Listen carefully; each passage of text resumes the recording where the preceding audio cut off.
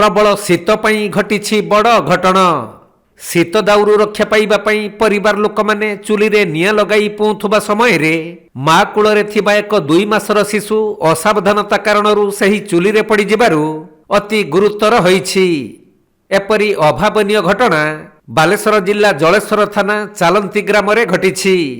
मिलिथिबा सूचना अनुसार चालंती ग्रामर तारन हेम्ब्रम को परिवार लोक माने शीत दाउरू रक्षा पाइबा पई घर अगणारे थिबा चुली रे निया लगाई पाखरे बसिथिले। आउ तारनंक स्त्री मध्य निजर 2 मासर शिशुपुत्र को कूଳରେ धरी सही चुली पाखरे बसिथिले।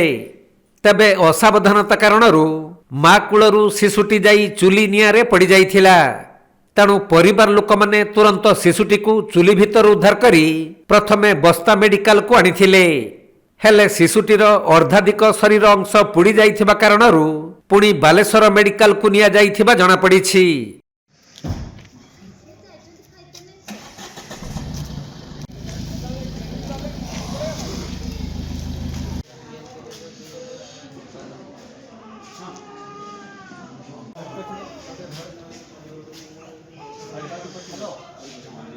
बालेश्वर जिला जलेश्वररू भोलानाथ सिंह रिपोर्ट कोणार्क लाइव।